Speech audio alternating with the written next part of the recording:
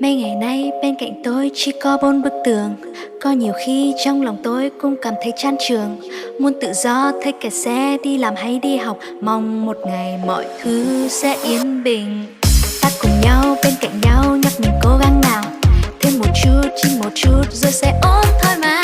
Ở ngoài kia vẫn còn bao nhiêu người đang miệt mài. Dần cố gắng để mọi thứ sớm quay lại. Ta vẫn ăn ngon một chút, ta vẫn chơi vui một chút, ta vẫn thấy nhau một chút, rồi mình sẽ nhận ra. Ở nhà nhưng mình vẫn vui và mình sẽ làm tốt thôi. Mình còn bao điều rất thích thú đang chờ. Nấu ăn cả ngày đêm, trên game cả ngày đêm. Hoặc cày phim Việt Nam, châu Á, châu Âu.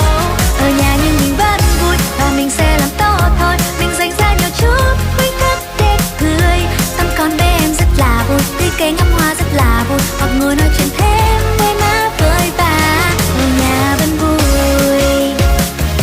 ở nhà vẫn vui, ở nhà vẫn vui, ở nhà nhưng mình vẫn rất vui.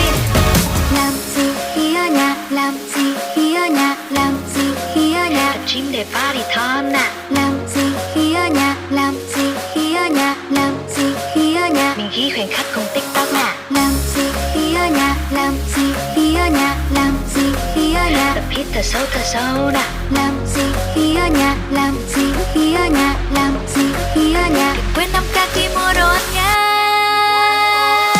Ở nhà nhưng mình vẫn vui và mình sẽ làm tốt thôi. Mình còn bao điều rất thích thú đang chờ. Nấu ăn cả ngày đêm, trên game cả ngày đêm. Hoặc cày phim Việt Nam.